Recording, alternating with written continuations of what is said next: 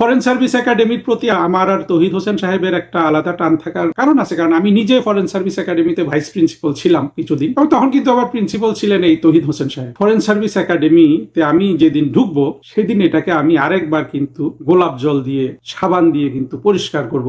যমুনা টেলিভিশনের diplomatic correspondent Mahfuz Mishu ইউনুসের ডাকাততন্ত্রের অন্যতম সদস্য, পররাষ্ট্র মন্ত্রণালয়ের দায়িত্বে নিয়োজিত উপদেষ্টা তৌহিদ হোসেনকে নিয়ে একটা প্রতিবেদন প্রকাশ করেছে। ইউনুসের ডাকাততন্ত্রের যে কোনো সদস্যের ইন্টারভিউ বা তাদের প্রতিটা কথা আমরা পুঙ্খানুপুঙ্খরূপে বিচার করব। এর আগে আমরা দেখেছি জঘন্য ডাকাতদের একজন আসিফ নজরুল বিবিসিতে ইন্টারভিউ দিয়েছে। আর এই ডাকাততন্ত্রের যারা জঙ্গি ছিল, আত্মঘাতী, সজীব ভুঁইয়া, মাহফুজ আলম, এরা তো প্রতিনিয়ত কথা বলেই যাচ্ছে, আর আমরা এদের প্রতিটা কথা বিশ্লেষণ করব। সেই ধারাবাহিকতায় তৌহিদ হোসেন এই ইন্টারভিউতে কি বললেন, এই কথাগুলোর কি মানে, কিভাবে আমাদের ভবিষ্যৎ নির্ধারিত হতে যাচ্ছে, এই উপদেষ্টাগুলো কি মনে করেন, সেটা নিয়ে আমি এই ছোট লেকচারটা দিচ্ছি। একটা জিনিস হলো কি, ইউনুসের যে ডাকাততন্ত্র, সেটা এই ডাকাতগুলো রাষ্ট্রে ঢুকেই কিন্তু সবার আগে অর্থ লুটপাট শুরু করে দেয়। এরা যে অবৈধভাবে ক্ষমতা দখল করেছিল সেটা বাদ দিলেও বাংলাদেশে কোনো সরকার আজ পর্যন্ত, তত্ত্বাবধায়ক সরকারগুলো তো একেবারেই না, বা যে কোনো ইন্টারিম গভর্নমেন্ট, একই লম্বা সময়ের জন্য তো আরেকটা গভর্নমেন্ট বাংলাদেশে ছিল, মঈনুদ্দিন ফখরুদ্দিন আহমেদের যে সরকার, কেউ কিন্তু সরকারে ঢুকে এইভাবে সাথে সাথে অর্থ লোপাট কখনো কেউ শুরু করে দেয়নি, যেটা ইউনুস করেছে। অর্থাৎ অবৈধ ক্ষমতা দখলের জন্য এদেরকে যেমন ডাকাত বলা যায়, সেটা না থাকলেও যেভাবে ওরা রাষ্ট্রের অর্থের উপর ঝাঁপিয়ে পড়েছিল সেই জন্য কিন্তু এরা ডাকাত। কিন্তু সবাই তো ডাকাত ছিল না। এই যারা ডাকাত ছিল না তাদের মধ্যে একজন অবশ্যই এই তৌহিদ হোসেন সাহেব। তৌহিদ হোসেন এখানে 4-5টা কথা বলেছেন, প্রত্যেকটা কথাই টাচ করব, তবে দুটো অত্যন্ত গুরুত্বপূর্ণ কথা বলেছেন, আর সেটা আমাকে বিশেষভাবে আলোচনা করতে হবে। তৌহিদ হোসেন ব্যক্তি মানুষ হিসাবে একজন ভালো মানুষ, উনি সজ্জন মানুষ তো ডাকাতি করে না। আর পররাষ্ট্র মন্ত্রণালয়ে তো অর্থ চুরি করার আসলে কোনো সুযোগও নাই। তিনি যেটা বলেছেন যে তার মন্ত্রণালয়ে আর সিদ্ধান্তগুলো নেয়ার ক্ষেত্রে তাকে খুব একটা পাত্তা দেওয়া হতো না। সরকারের একটা কিচেন ক্যাবিনেট ছিল ইউনুসের, সেখানে বড় বড় সিদ্ধান্তগুলো হতো, যেটা আসিফ নজরুলও বলেছিল। এখন আমরা, আসিফ নজরুলও দাবি করেছে যে কিচেন ক্যাবিনেট কোনো সে ছিল না, আর তৌহিদ হোসেন তো ছিলেনই না, এটা আমরা আগে থেকেই জেনেছি। এই কিচেন ক্যাবিনেটের ছবি যখন মাহফুজ দেখায়, তখন আমি দেখলাম যে সুপ্রদীপ চাকমাকে 2বার দেখালো। এখন সুপ্রদীপ চাকমাও কি এই কিচেন ক্যাবিনেটের সদস্য ছিল? সুপ্রদীপ চাকমা এবং তৌহিদ হোসেন এবং খলিল, এই 3জন কিন্তু পররাষ্ট্র সার্ভিস থেকে ইউনুস রিক্রুট করেছিল। তৌহিদ হোসেনকে আমরা জানি বা শুনেছি, সেটা বিশ্বাসযোগ্য যে বিএনপি তৌহিদ হোসেনের নাম দিয়েছিল সেখানে। সুপ্রদীপ চাকমাকে স্বভাবতই ইউনুস রিক্রুট করে, কারণ ইউনুস চেয়েছিল এটাকে একটা প্লুরালিস্টিক চেহারা দেওয়ার জন্য, সেই জন্য পার্বত্য চট্টগ্রাম থেকে একজন নেয়া। সুপ্রদীপ চাকমা অত্যন্ত বুদ্ধিমান মানুষ। এখন উনিও কি এই কিচেন ক্যাবিনেটের সদস্য ছিলেন কিনা, ওখানে আমরা যে কয়েকটা নামের কথা আমরা বলে দিতে পারি, সেগুলো হলো যে ইউনুসের জঙ্গি মৌলবাদী শ্রেণী, শুভ্র, তারপরে সজীব, মাহফুজ, এরা, আর সাথে ছিল যারা এনজিও নামক আরেকটা ধাপ্পাবাজি সেক্টর থেকে আনা, শারমিন টারমিনেরা, রেজওয়ানা, আদিলুর রহমান এবং খলিল। ইউনুসের কিচেন ক্যাবিনেটে আলী রিয়াজ এরাই ছিল। মূলত এটা হলো যে কোর একটা আঘাত হয়েছিল 24-এর জঙ্গি উত্থানের জন্য, জঙ্গি গোষ্ঠী, ডিপ স্টেট এবং ডিপ স্টেটের পোষ্য এনজিও। প্রতিটা এনজিওই তো 24-এর জঙ্গি উত্থানে ষড়যন্ত্রের সাথে সরাসরি জড়িত। তাদের মধ্যে তো আমরা একজনকে খুবই স্পষ্টভাবে চিনি, বদিউল আলম মজুমদার। এরা ইউনুসের কিচেন ক্যাবিনেট, অর্থাৎ ইউনুস এদেরকে নিয়েই সরকার চালিয়েছে। এবং এই কিচেন ক্যাবিনেট বসতো কোথায়? ফরেন সার্ভিস একাডেমিতে। এটা নিয়ে আমি বেশ কয়েকবার এর আগে লিখেছিলাম যে ফরেন সার্ভিস একাডেমিটাকে ইউনুস অপবিত্র করে ফেলেছে। ইউনুসের দস্যুরা প্রতি সপ্তাহে ওখানে যেত, ওইখানে সাংবাদিক সম্মেলন করত, ওইখান থেকে তারা মিটিং সিটিং করতো। এখন বুঝলাম আজকে তৌহিদ হোসেনের কাছ থেকে কথা শুনে যে তার যে ইউনুসের যে কিচেন ক্যাবিনেট এরা ফরেন সার্ভিস একাডেমিতে বসতো। আমার কাছে দুঃখ লাগে যে এই ফরেন সার্ভিস একাডেমিটা বাংলাদেশে তো আসলে আমাদের অনেক কিছু আছে, আবার অনেক কিছু নাই। বিদেশিরা আসলে তাদেরকে নিয়ে একটু মিটিং করার জন্য, কোনো জায়গায় বসানোর জন্য ফরেন সার্ভিস একাডেমির চেয়ে ভালো কোনো জায়গা কিন্তু বাংলাদেশে তৈরি হয় না। এই ফরেন সার্ভিস একাডেমির যে নতুন স্থাপনা, এটা কিন্তু আবার শেখ হাসিনা তৈরি করে দিয়েছিলেন। আমাদের পররাষ্ট্র মন্ত্রণালয়ের একটা একটা একটা মোটামুটি শোভন একটা জায়গা। এই জায়গাটাকে ইউনুস কিন্তু গ্রাস করেছিল, ইউনুসের সেই কিচেন ক্যাবিনেট। আমি তো তৌহিদ হোসেনকে মনে মনে এটার জন্য দায়ী করতাম যে উনি এটা খুলে দিয়েছেন তাদের জন্য। এখন তো বোঝা যাচ্ছে যে তারা ডাকাতি করেই এই এই এই এই প্রতিষ্ঠানটা দখল করেছিল। তৌহিদ হোসেনের এখানে ইচ্ছা অনিচ্ছার খুব একটা মূল্য ছিল না। আর ফরেন সার্ভিস একাডেমির প্রতি আমার আর তৌহিদ হোসেন সাহেবের একটা আলাদা টান থাকার কারণ আছে, কারণ আমি নিজে ফরেন সার্ভিস একাডেমিতে ভাইস প্রিন্সিপাল ছিলাম কিছুদিন, এবং তখন কিন্তু আবার প্রিন্সিপাল ছিলেন এই তৌহিদ হোসেন সাহেব। যা হোক, ব্যক্তিগত পর্যায়ে না যাই। আমার এইসব ভিডিও বা রাষ্ট্রের জন্য আমি যদি কোনো কাজ করে থাকি সেখানে অবশ্যই ব্যক্তিগত কোনো ইস্যু নাই। আমরা সবাই এখন এই মুক্তিযুদ্ধের বাংলাদেশকে বিজয়ী করার জন্য কাজ করছি।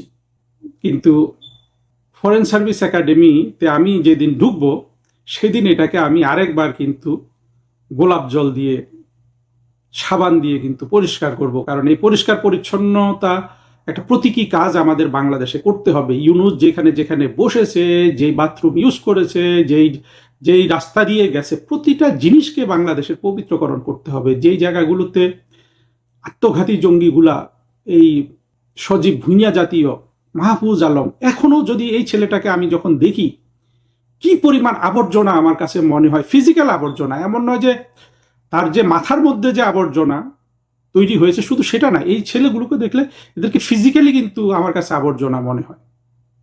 এই আবর্জনাগুলোকে প্রতীকী অর্থে, এবং সবচেয়ে বড় আবর্জনাটা কিন্তু ওরা কবি নজরুলের পাশে কবর দিয়ে পুরা জায়গাটাকে অপবিত্র করে ফেলেছে।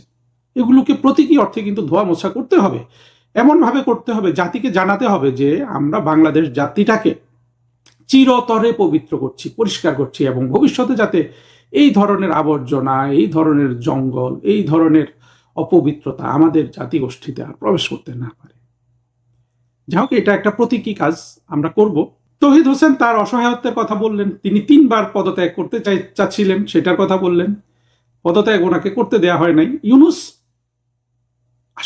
যে ইউনুসের পর্যায়ে উঠেছে এর জন্য হচ্ছে ধূর্ত, তার ব্রেইনটা যে অত্যন্ত ধূর্ত ইউনুসের, সেটা কিন্তু আবার ভালোভাবে প্রকাশ পেয়েছে যে একজন উপদেষ্টা পদত্যাগ করবে, ইউনুস সেটা দিবে না। আমরা অবশ্য শুনেছিলাম শাখাওয়াত বলতে চেয়েছিল যে শাখাওয়াত পদত্যাগ করতে চেয়েছিল, ইউনুস দেয়নি। ইউনুস দিবে না এটাই স্বাভাবিক, কারণ হলো তখন একজন যদি পদত্যাগ করত এবং তার সাথে যেই ধরনের অনাস্থা ইউনুসের প্রতি তৈরি হতো, সেটাই ইউনুস চায় নাই। ফলে যেভাবে হোক কাজ করতে না দিলেও তৌহিদ হোসেনদেরকে, যাদের যাদের সে ঢুকিয়েছিল তাদেরকে সেখানে ধরে রাখা ইউনুসের জন্য বুদ্ধিমানের কাজ ছিল, সেটাই ইউনুস করেছে।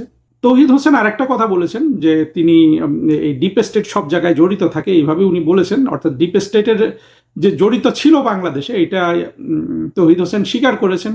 অবশ্য তৌহিদ হোসেন এটা স্বীকার না করলেও কিছু এসে যায় না, এটা তো সবচেয়ে বড়, যিনি স্বীকার করলে এটা সবচেয়ে বড় সাক্ষী হয়, তিনি তো এটা স্বীকার করেছেন, তাই না? মার্কিন যুক্তরাষ্ট্রের প্রেসিডেন্ট ডোনাল্ড ট্রাম্প ক্ষমতায় এসে বলে দিয়েছিলেন না যে $29 মিলিয়ন কিভাবে বাংলাদেশে একটা ফেজে এসেছিল। আমরা জানি আরো অনেক অর্থ এসেছিল।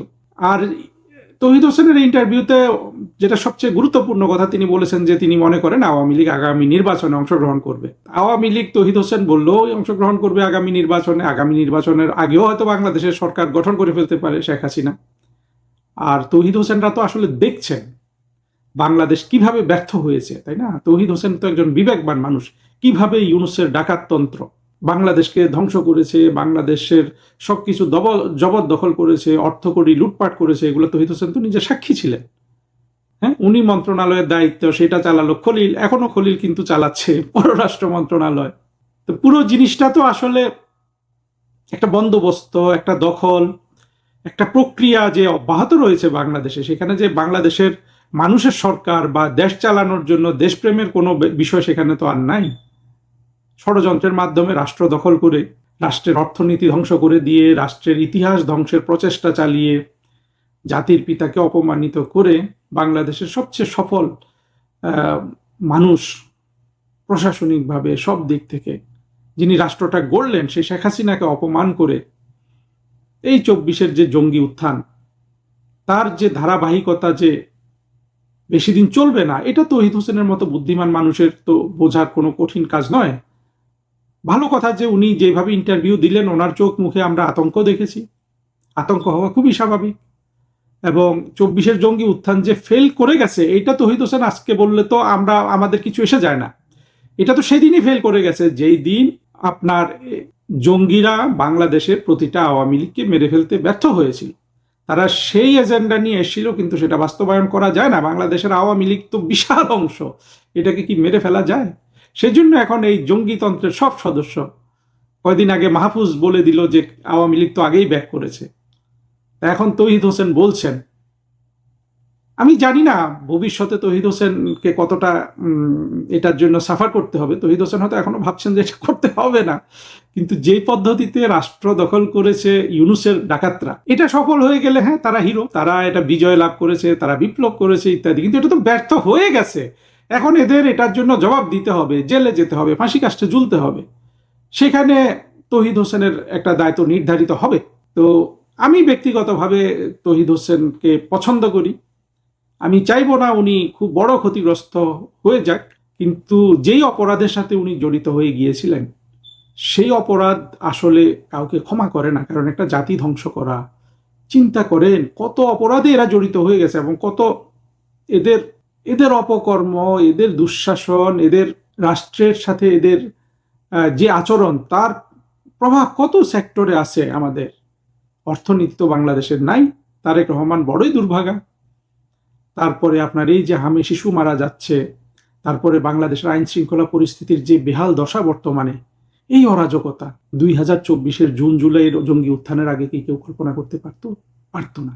এই যে বাংলাদেশকে তারা একটা ভাগাড়ে পরিণত করলো, এবং তৌহিদ হোসেন যে তার একটা অংশ ছিলেন, সেটা তো ওনাকে কোনো না কোনোভাবে পীড়িত করে, যার প্রকাশ দেখলাম আমরা তার এই ইন্টারভিউতে। তৌহিদ হোসেন এই ইন্টারভিউতে একটা গুরুত্বপূর্ণ সাক্ষী দিয়েছেন, সেটা হলো যে দেশ বিক্রির চুক্তি যেটা ইউনূস করেছে, এইটাতে সবচেয়ে আগ্রহীদের মধ্যে ছিল খলিল।